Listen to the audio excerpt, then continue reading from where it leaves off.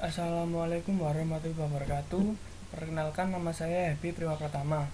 Saya akan menjelaskan pendidikan jasmani dan kesehatan untuk SMA kelas 10 semester 2. Bab 1. Keterampilan permainan dan olahraga bergu. Yang pertama ada bola voli. Teknik dasar servis bola voli. Pemain berdiri menghadap net, salah satu kaki di depan, lengan kiri dijulurkan ke depan dan memegang bola. Bola dilambungkan rendah ke atas, berat badan bertumpu pada kaki belakang. Lengan yang bebas digerakkan ke belakang dan diayunkan ke depan untuk memukul bola. Saat memukul bola, berat badan dipindahkan ke kaki depan. Bola dipukul dengan tangan mengepal, pergelangan tangan kaku dan kuat. Kemudian pindahkan kaki ke belakang ke depan sebagai gerak lanjutan. Yang kedua ada futsal, peraturan permainan. Permainan futsal berada di bawah naungan FIFA atau Federation International Football Association. Oleh karena itu, segala peraturan yang berhubungan dengan peralatan, prosedur pertandingan, perwasitan, dan prinsip permainan dasar telah disusun dan disepakati dalam peraturan FIFA. Namun, segala peraturan sewaktu-waktu dapat berubah apabila menyangkut pemain di bawah 16 tahun, pemain wanita, dan pemain yang usianya berada di atas 35 tahun. Berikut beberapa peraturan permainan futsal. Yang pertama ada ukuran lapangan. Panjangnya 25-42 meter, lebarnya 15-25 meter. Semua garis memiliki lebar 8 cm. Pada titik garis tengah lapangan terdapat lingkaran dengan jari-jari 3 meter. Seperempat lingkaran garis gawang dengan jari-jari 6 meter. Titik penalti berjarak 6 meter. Titik penalti kedua berjarak 10 meter. Titik tendangan pojok memiliki jari-jari 25 cm. Bab 2. Keterampilan olahraga perorangan. Yang pertama, lompat jauh.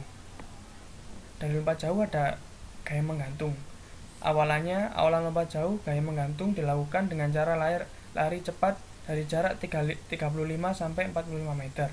Namun, jarak tersebut tidak mutlak, tetapi disesuaikan dengan kemampuan mencapai kecepatan maksimal setiap lompat. Yang kedua, tolakan. Tolakan merupakan upaya untuk mendapatkan lompatan yang tinggi dan jauh. Teknik ini dilakukan oleh salah satu kaki yang terkuat.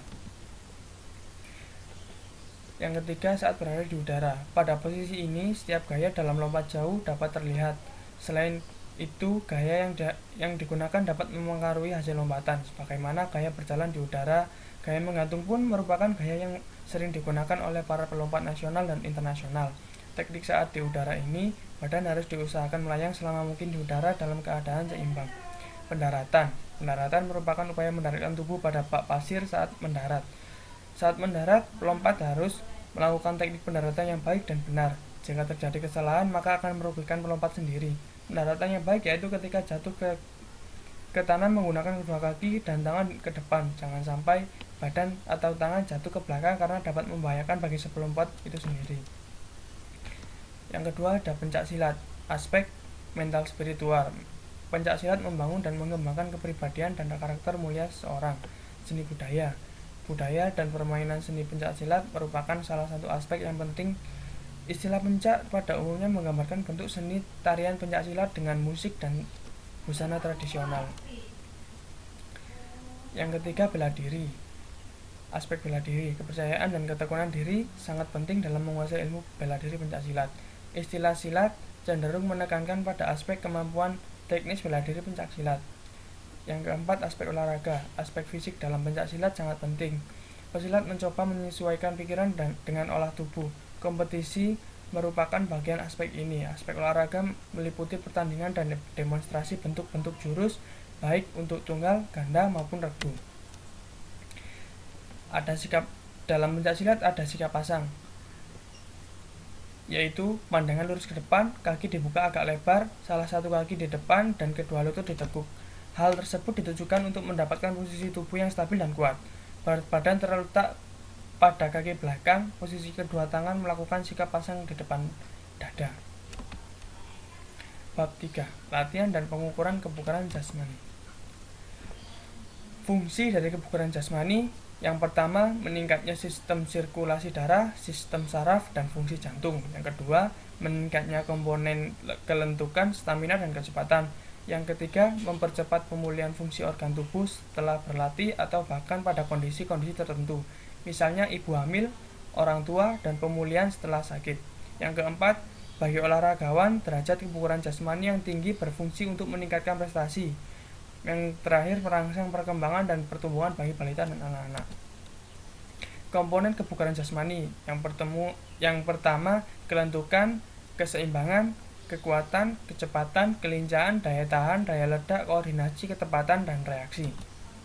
Perawatan tubuh agar tetap segar. Yang pertama, berolahraga. Yang kedua, istirahat yang teratur. Yang ketiga, tidur yang cukup. Yang empat, rekreasi.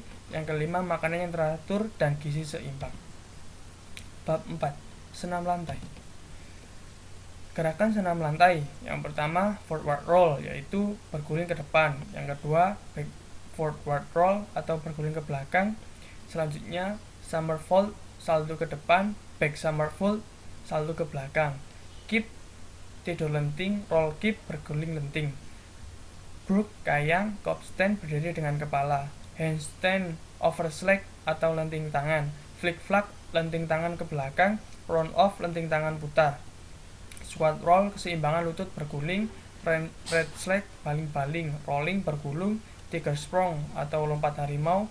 Dan snook, lompat ikan. Manfaat pemanasan dalam senam lantai memberikan efek rileks terhadap tubuh dan pikiran, mempersiapkan tubuh untuk melakukan olahraga, melancarkan peredaran darah, syaraf, dan memperluas ruang gerak persendian, menghasilkan tenaga tanpa rasa lelah yang prematur atau kelelahan yang belum saatnya, mengurangi kemungkinan terjadinya cedera. Rangkaian gerakan senam lantai, rangkaian guling ke depan dan ke belakang. Ada di gambar. Yang selanjutnya rangkaian guling depan, guling belakang, dan sikap lilin. Bab 5. Aktivitas ritmik. Lompat ke depan. Sikap awal berdiri tegak, kedua tangan di pinggang. Hitungan 1, lakukan lompatan kaki kanan, sementara itu kaki kiri diayun. Hitungan kedua, lakukan lompat kaki kiri, sementara itu kaki kanan diayun. Lakukan gerakan secara bergantian. Gerakan mengayun satu lengan. Sikap awal berdiri tegak, kedua lengan berada rapat di samping badan, kemudian jalan di tempat. Ayunkan lengan kanan dari samping badan sampai setinggi bahu dan membentuk sudut 90 derajat. Kemudian turunkan kembali. Yang ketiga, lakukan gerakan tersebut di tempat. Lakukan gerakan tersebut dengan lengan yang lain. Gerak mendorong tangan ke atas. Sikap awal berdiri tegak, kemudian jalan di tempat dengan kedua tangan rapat di samping badan. Kedua tangan mengepal di pinggang, telapak tangan menghadap ke atas, dan sikut dibengkokkan. Dorong tangan kanan ke atas, putar pergelangan tangan sehingga telapak tangan menghadap ke depan. Kemudian kembali lagi ke sikap pemula. Lakukan gerakan dengan tangan yang lain. Bab 6. Renang dan loncat indah. Tata tertib keselamatan berenang. Tidak bermain-main di pinggir kolam renang karena permukaan pinggir kolam biasanya licin sehingga mengakibatkan kecelakaan seperti terpeleset. Lakukan renang bersama teman, khusus untuk anak kecil harus didampingi orang tua supaya dapat terawasi dan menjaganya pada saat berenang sehingga dapat terhindar dari kecelakaan seperti tenggelam. Hindari berenang sambil makan atau setelah makan karena akan mengakibatkan gangguan saluran pernapasan. Aktivitas renang yang baik dilakukan 1 jam setelah makan. Identifikasi tempat yang akan digunakan untuk berenang. Lomba renang gaya bebas. Yang pertama ada gaya bebas 50 meter, gaya bebas 100 meter, gaya bebas 200 meter, 400 meter, 800 meter. Gaya ganti 200 meter, estafet gaya bebas 4 kali 100 meter, estafet gaya bebas 4 kali 200 meter, dan estafet gaya ganti 4 kali 100 meter untuk putra. Untuk putri, gaya bebas 50 meter, gaya bebas 100 meter, gaya bebas 200 meter, gaya bebas 400 meter, gaya bebas 1500 meter, gaya ganti 200 meter, estafet gaya 4 kali 100 meter, estafet gaya 4 kali 200 meter, dan estafet gaya ganti 4 kali 100 meter. Loncat indah. Loncat indah merupakan penggabungan gerakan olahraga senam dan seni. Kelenturan tubuh yang dimainkan dari suatu ketinggian air. Aspek penilaian dalam loncat indah ialah keindahan dan ketepatan suatu gerakan. Gerakan-gerakan dalam loncat indah antara lain salto ke depan, salto ke belakang, salto kontra, salto ke dalam, serta gabungan skrup dan salto. Latihan loncat indah. Loncat duduk. Sikap pertama, siswa duduk di ujung papan. Loncat menghadap air, persendian lutut tepat diletakkan di ujung papan, sehingga tungkai di bawah tergantung. Dari sikap ini, ambil sikap berbaring dengan kedua tangan lurus ke atas kepala. Dengan mengayunkan tangan ke depan, badan dan tangan turut mengguling ke muka, sehingga tiba di air dengan tangan terlebih dahulu dalam sikap lurus. Loncat berbaring. Singkap telentang, kepala melewati ujung papan loncat, ujung papan dibanggang sehingga kedua ibu jari terletak di atas papan di samping telinga. Kedua kaki diangkat lurus dengan kuat melewati kepala, dengan putaran pada sumbu ditekuk dan dimasukkan ke dalam air dengan terlebih dahulu. Lengan lurus rapat di samping badan atau di atas kepala. Yang ketiga, loncat paku. Loncatan dengan sikap badan lurus dan jatuh ke dalam air dengan kaki lebih dahulu. Lengan rapat di samping dan kaki lurus masuk ke dalam air. Pandangan harus tetap lurus. Bab 7. Penjelajahan di pantai. Teknik penyelamatan penjelajahan di pantai. Yang pertama, luka lecet. Luka lecet diakibatkan oleh gesekan antara kulit dengan benda kasar. Akibat gesekan tersebut terkelupasnya sebagian kulit. Biasanya terjadi pada bagian kaki.